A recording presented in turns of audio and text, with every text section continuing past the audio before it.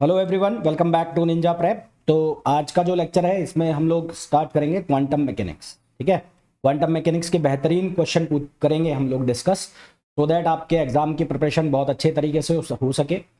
आपको ये बहुत अच्छे से पता है कि मैं जितने भी क्वेश्चंस कराता हूँ वो ऑलमोस्ट PYQs होते हैं, प्रीवियस ईयर क्वेश्चंस होते हैं, किसी ना किसी एग्जाम में आए हुए होते हैं।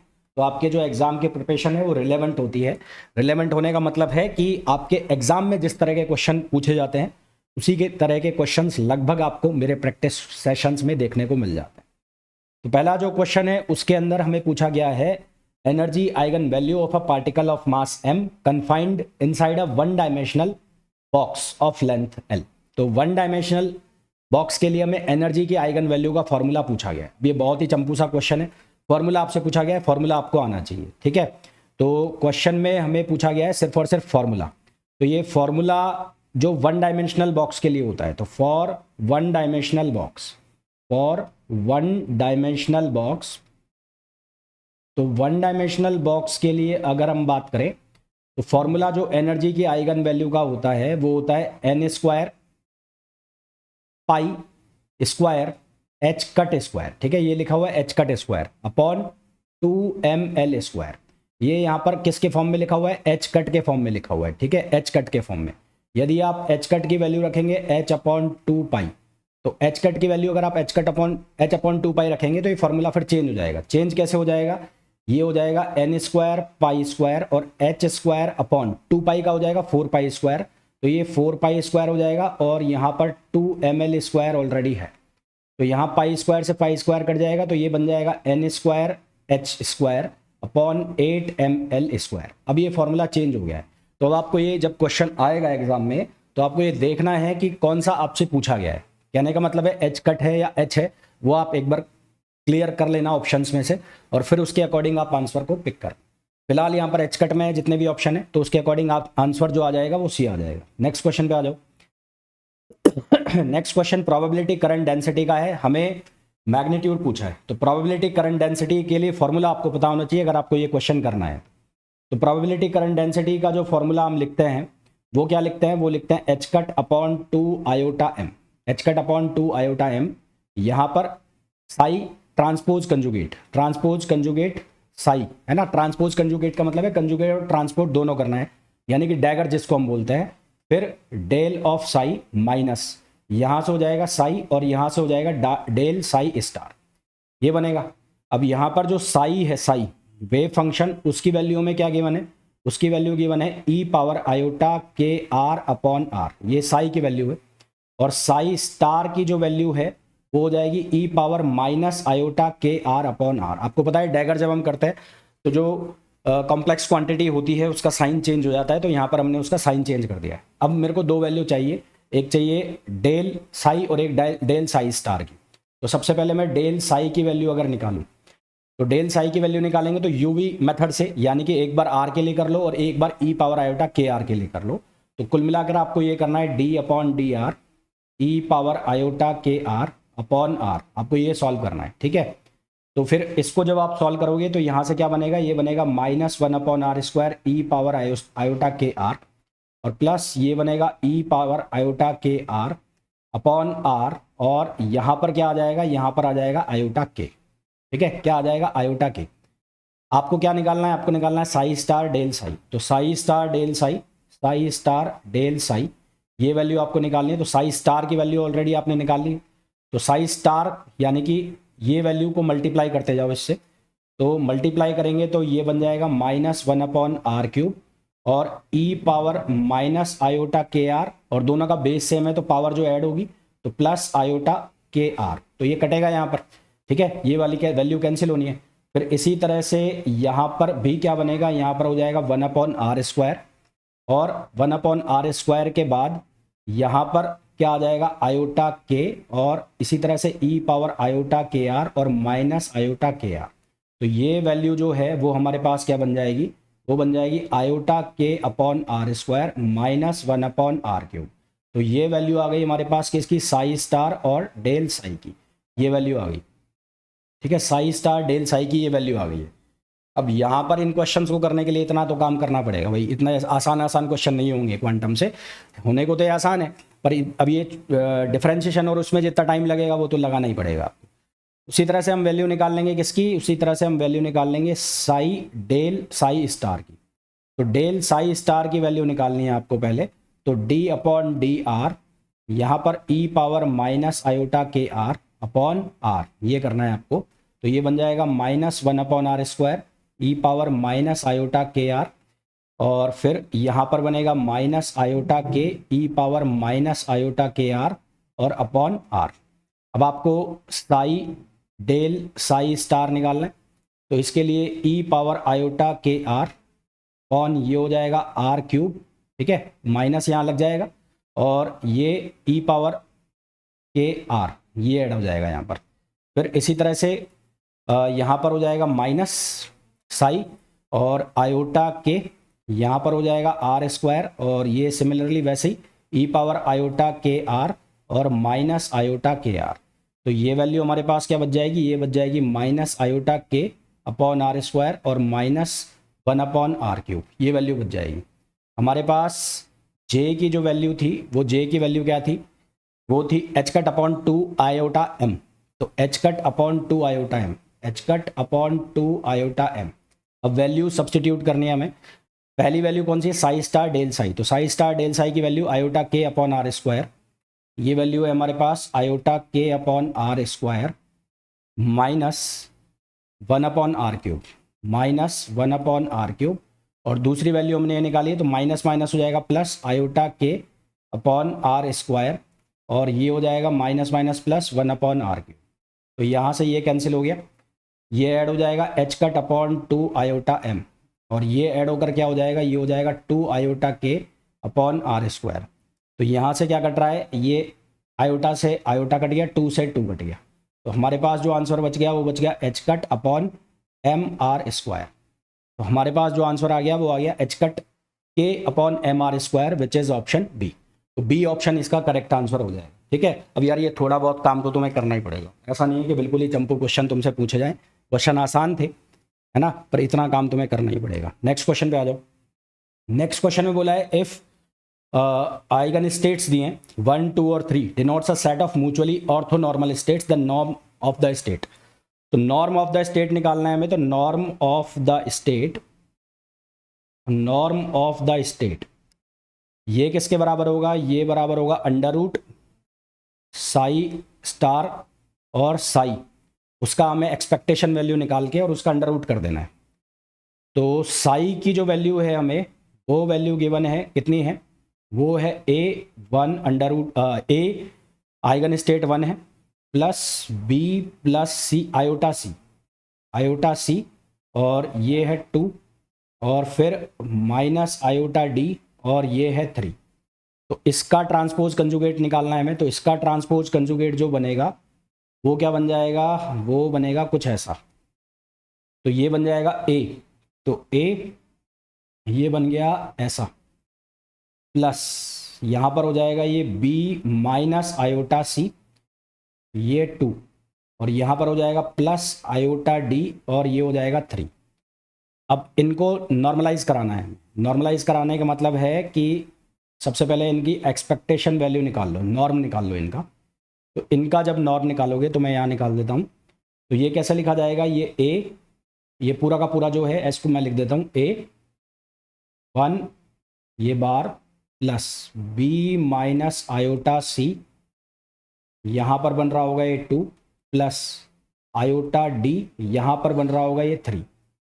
ठीक है, और इसको साई से मल्टीप्लाई कराना। तो साई कितना है, ये है a, ये हो गया 1 प्लस यहाँ पर है b प्लस आयोटा c, और ये है 2, और माइनस ये है आयोटा d, और ये है 3। ये बन गया।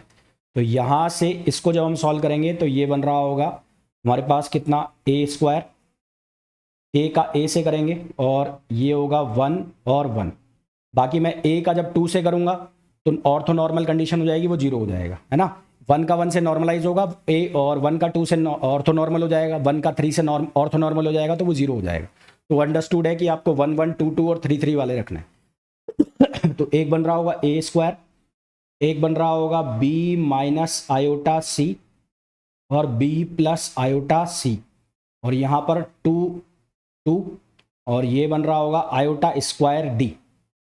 तो iota square D, iota square minus value देगा माइनस माइनस 1, तो ये हो जाएगा डी स्क्वायर, और ये बन रहा होगा 3 और 3, है ना। इसको सिंप्लीफाई करो अब, तो 1 1 का आ जाएगा, नॉर्मलाइजेशन करोगे तो 1 बन जाएगा वो।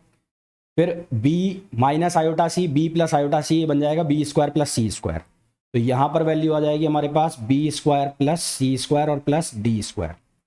तो ये वैल्यू आ गई हमारे पास किसकी, ये वैल्यू आई है साई स्टार और साई की।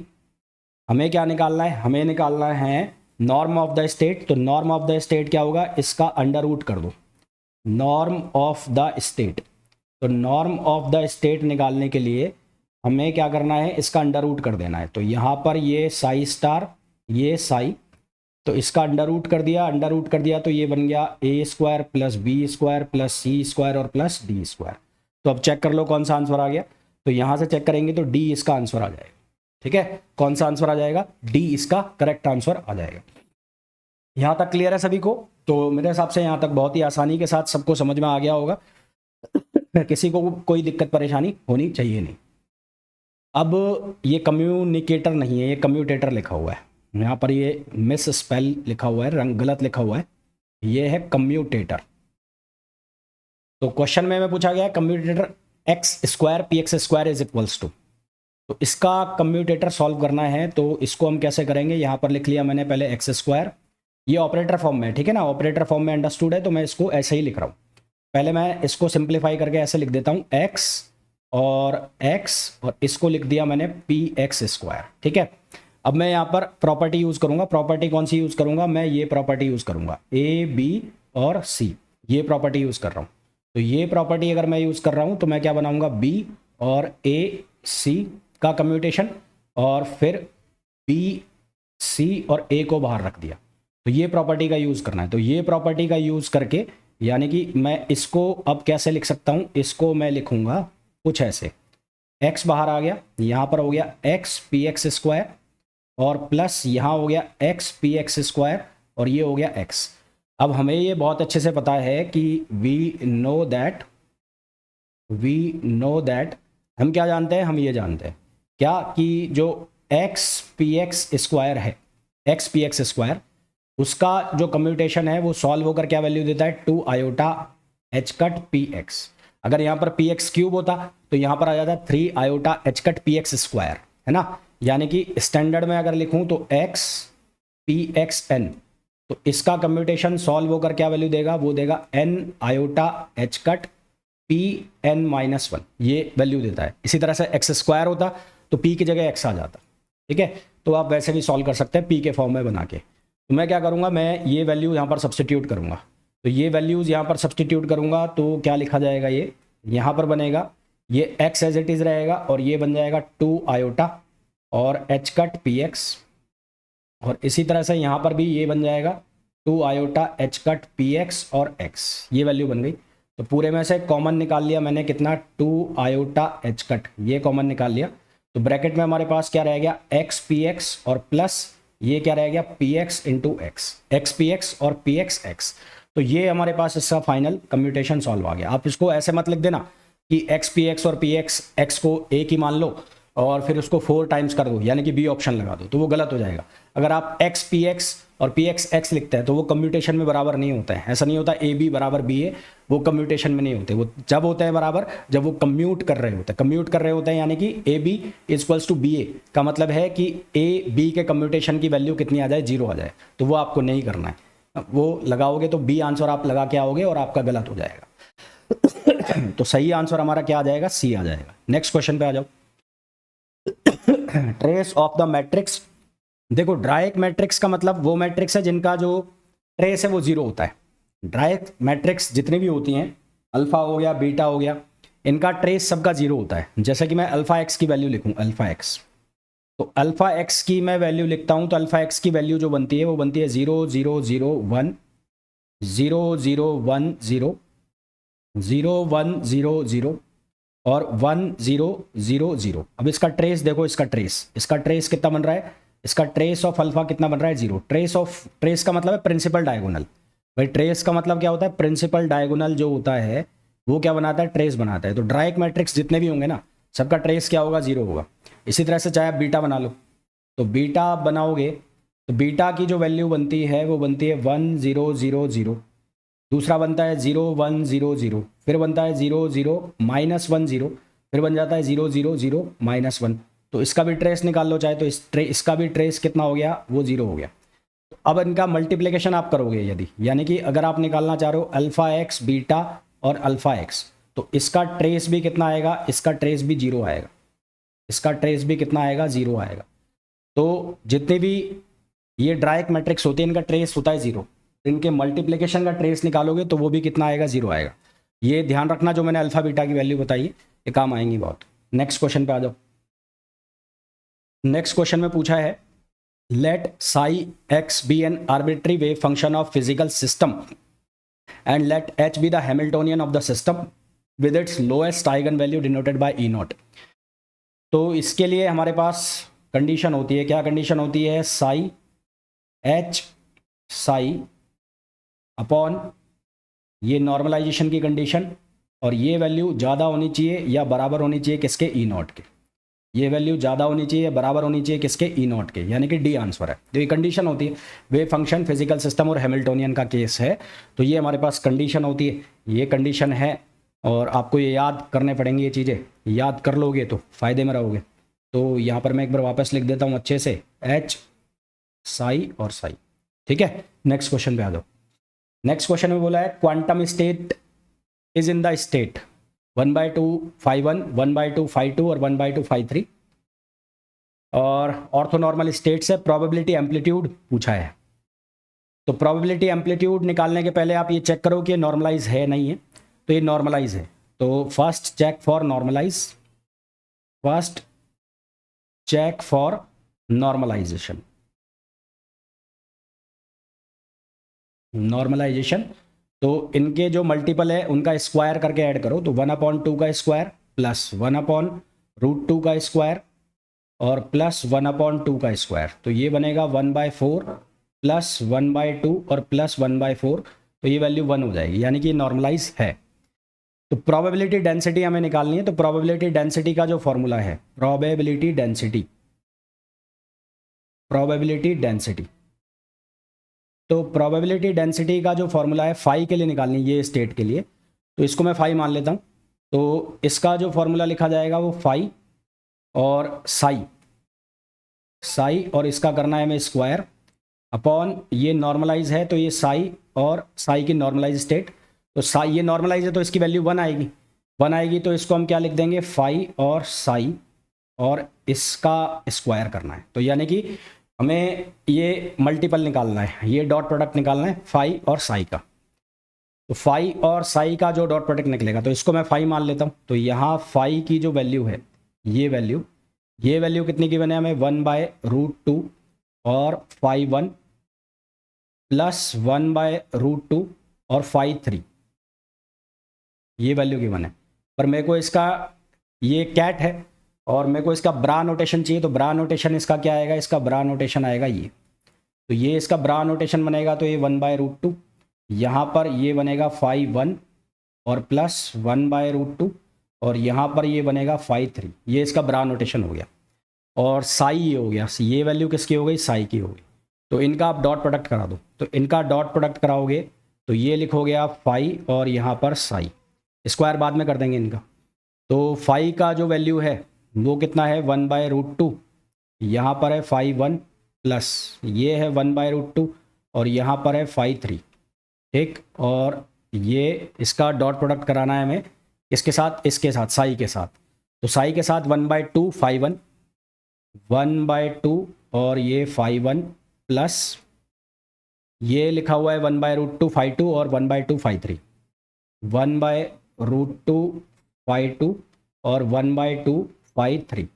अब आपको ये बहुत अच्छे से पता है, जो φ1 वाला है वो नॉर्मलाइज होगा, φ1 φ2 वो ऑर्थोनॉर्मल हो जाएगा तो वो 0 हो जाएगा। तो यहाँ पर जो पेयर बनेंगे वो क्या बनेंगे, 1/2 2√2, एक बनेगा φ1 एक तो ये बन गया, प्लस फिर φ3 और φ3 का बन जाएगा, तो φ3 और φ3 का बन जाएगा 1/2 2√2 और ये बन जाएगा फाई 3 और फाई 3।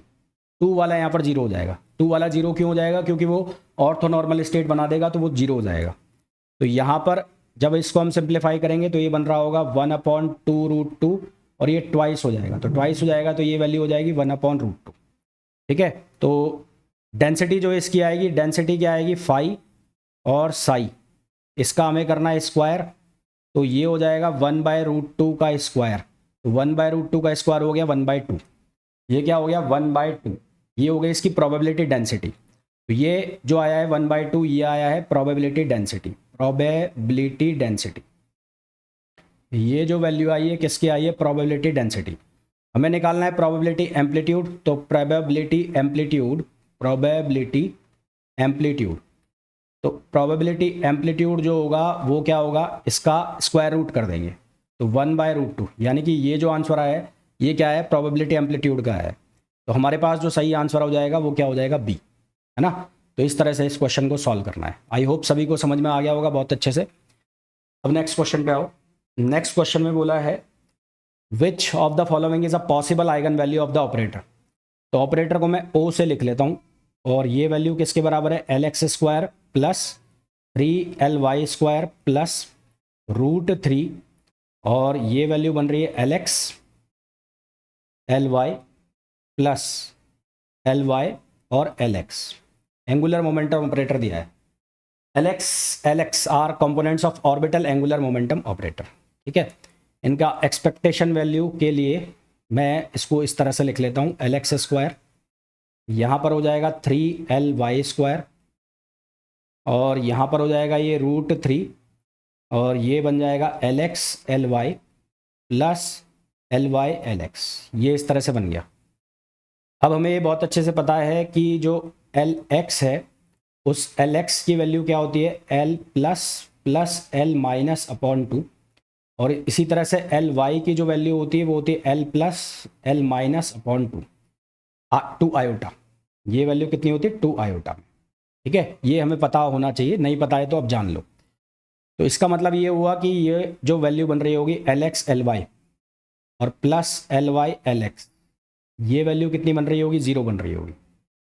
दैट मीन्स कि हमारे पास जो ऑपरेटर O है उसकी जो वैल्यू बन जाएगी वो बन जाएगी LX² और प्लस 3LY², 3LY² और जो LX LY है, LY LX है, वो 0 हो जाएगा।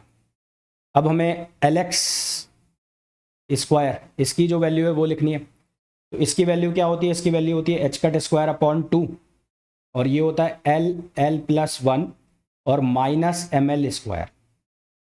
इसी तरह से LY की जो वैल्यू है वो भी हम लिख लेंगे। तो यहाँ से ये वैल्यू अगर मैं लिखूँ तो ये बनेगा h²/2, ये हो जाएगा L प्लस 1 और माइनस ML² प्लस 3, ये हो जाएगा h²/2।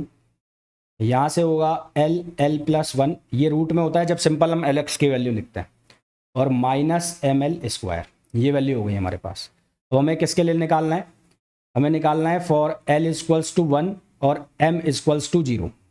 Possible eigen value check कर रहे हैं ना हम। तो फॉर L = 1, फॉर L = 1 और ML की वैल्यू यदि मैं 0 कर दूं तो ऑपरेटर की जो वैल्यू बनेगी वो क्या बनेगी? h²/2। L की वैल्यू अगर मैं 1 रख देता हूँ तो यहाँ से बन जाएगा ये 2 माइनस प्लस सॉरी ये बनेगा 3h² और ये कितना बन जाएगा 2। तो यहाँ से हमारे पास आंसर आ जाएगा 4h²। तो आंसर हमारे पास क्या आ जाएगा? 4h², which is option B. तो ऑप्शन बी हमारे पास करेक्ट आंसर हो जाएगा। नेक्स्ट क्वेश्चन पे आइए। Next question, a 2 level quantum system has energy eigen value in terms of Pauli matrix. अच्छा, ये याद रखना भाई, है ना। ये तो क्वेश्चन में दिया हुआ है पर ये पाउली मैट्रिक्स की वैल्यू डायरेक्ट आपसे पूछ ली जाती है, इसकी प्रॉपर्टीज़ पूछ ली जाती है। आने वाले लेक्चर्स में इसको कराऊंगा भी मैं, तो इसको याद रखना आप। ये सिग्मा एक्स की वैल्यू क्या होती है, सिग्मा वाई की वैल्यू क्या होती है और सिग्मा जेड की वैल्यू क्या होती है। तो सिग्मा एक्स में लिखा है 0 1 1 0, सिग्मा वाई में लिखा है 0 minus iota iota 0, sigma Z में लिखा है 1 0 और 0 माइनस 1। तो हमें पूछा है which of the following does not corresponding to Hamiltonian of the system. इनमें से कौन हैमिल्टोनियन ऑफ सिस्टम के करस्पॉन्डिंग नहीं है। तो इसमें ये जो लिखा है ना E0 आई प्लस E1 सिग्मा जेड, ये इसके करस्पॉन्डिंग नहीं है। तो इसका जो करेक्ट आंसर आ जाएगा वो कौन सा आ जाएगा, डी आ जाएगा। नेक्स्ट क्वेश्चन पे आ जाओ। If state E1, E2, E3 are orthonormal eigen states of spin operator SZ and S square equals to SX square SY square SZ square, then the orthonormal states of SX square plus XY square. तो हमें बोला है कि जो E1 state है E1, इसी तरह से E2 and E3 orthonormal states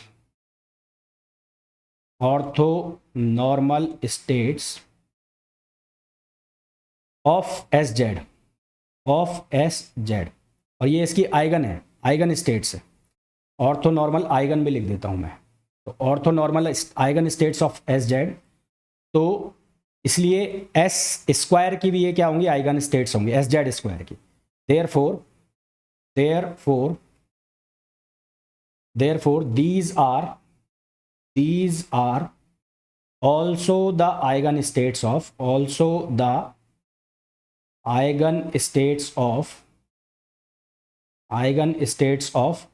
SZ square, इसलिए SZ स्क्वायर की भी आइगन स्टेट्स होंगी। अब SZ स्क्वायर जो है वो उसका समेशन है किसके साथ, SX स्क्वायर और SY स्क्वायर के साथ, ठीक है। Now SZ square have summation with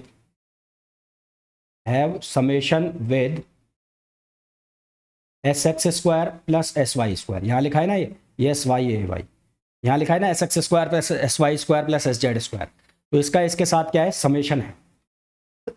तो इसका इसके साथ समेशन है, तो हमारे पास ये बन रहा है S square equals to SX square plus SY square और प्लस SZ स्क्वायर, ये बन रहा है। तो SX स्क्वायर, XY स्क्वायर और SZ स्क्वायर, क्योंकि SZ स्क्वायर की आइगन स्टेट्स भी वही होंगी जो SZ की है, तो इसलिए SX square plus SY square की आइगन स्टेट्स भी वही होंगी जो SZ स्क्वायर की eigen states. So eigen states of SX square plus SY square are also the states of SZ square. तो इसकी भी जो स्टेट्स हैं वो कौन सी होंगी, SZ स्क्वायर की स्टेट्स होंगी। तो इसका मतलब यहाँ पर हमारे पास जो बनेगा वो क्या बन जाएंगी, E1, E2 और E3। तो सही आंसर हमारे पास क्या आ जाएगा, E1, E2 और E3, है ना। स्टेट E1, स्टेट E2 और स्टेट E3 हमारे पास सही आंसर आ जाएगा। नेक्स्ट क्वेश्चन पे आ जाओ। नेक्स्ट क्वेश्चन में बोला है late phi n equals to 1 2 3 be the eigenstates of Hermitian operator B such that B phi n 3n square minus 1 phi n the expectation value निकालनी है। तो एक्सपेक्टेशन वैल्यू B की निकालनी है और स्टेट हमें दे रखी है, तो इसको हम ऐसे लिख लेते हैं phi 1 B और phi n, इसी तरह से phi 2 लिख लेंगे, इसी तरह से phi 3 का लिख लेंगे। तो इसकी एक्सपेक्टेशन वैल्यू हम निकालते, तो मैं डायरेक्ट लिख देता हूँ। तो इसका स्क्वायर करना है 1/2 का स्क्वायर, और किससे मल्टीप्लाई कर देना है, 3n स्क्वायर माइनस 1 से। तो ये क्या बन रहा होगा, ये बन रहा होगा 1/2 का स्क्वायर, और ये बन रहा होगा 3n स्क्वायर माइनस 1, और यहाँ पर क्या बन रहा होगा, phi 1 और phi 1, यहाँ पर phi 1 और ये phi 1। तो यहाँ पर n की वैल्यू क्या हो जाएगी, n की वैल्यू 1 हो जाएगी, ठीक है। n की वैल्यू क्या हो जाएगी, 1 हो जाएगी। फिर 2 के लिए करोगे, तो 2 के लिए करोगे तो 1/√2 का स्क्वायर करोगे, और फिर लिखोगे 3n स्क्वायर माइनस 1, और n की वैल्यू कितनी कर रहे होगे, 2, तो यहाँ हो जाएगा phi 2 और phi 2। इसी तरह से थर्ड के लिए करोगे, तो थर्ड के लिए 1/2 का स्क्वायर कर रहे होगे, और यहाँ बन रहा होगा 3n स्क्वायर माइनस 1, और n इक्वल्स टू कितना हो जाएगा, 3, और यहाँ हो जाएगा phi 3 और phi 3, ठीक है। phi 3 और phi 3 ये बन जाएगा। तो इस तरह से हमें इसकी एक्सपेक्टेशन वैल्यू निकालनी है। तो अब इसको सॉल्व करो, सिंप्लीफाई करो, तो 1/2 का स्क्वायर कितना हो जाएगा, ये 4 हो जाएगा, और यहाँ पर n की जगह आपको सब्सटीट्यूट करना है 1, तो यहाँ बनेगा 3 - 1, प्लस दूसरे वाले में ये 1/√2 का स्क्वायर कितना हो जाएगा 1/2, और n की जगह आपको सब्सटीट्यूट करना है कितना 2 करना है, तो 4 × 12, तो यहाँ पर आ जाएगा 12, 12 - 1 प्लस, फिर आपको क्या करना है यहाँ पर 1/2 का स्क्वायर कितना होगा 1/4, तो ये 1/4 हो गया, और n की जगह कितना सब्सटीट्यूट करना है 3, तो यहाँ पर बन जाएगा 27, तो ये हो जाएगा 27 - 1, तो इसको सिंप्लीफाई करो, तो ये हो जाएगा 2/4 प्लस ये हो जाएगा 11/2 प्लस ये हो जाएगा 26/4, तो इसको जब हम सॉल्व करेंगे एलसीएम ले लो 4, तो ये हो जाएगा 4, ये 2 हो जाएगा, सॉरी यहाँ पर ये कितना हो जाएगा 2, ये हो जाएगा 22 और ये हो जाएगा 26, तो यहाँ से ये वैल्यू आ जाएगी 40/4, तो ये आ जाएगा 12.5, तो आंसर जो हमारे पास आ जाएगा वो कितना आ जाएगा 12.5, विच इज़ ऑप्शन डी। तो ऑप्शन डी इसके लिए करेक्ट आंसर हो जाएगा।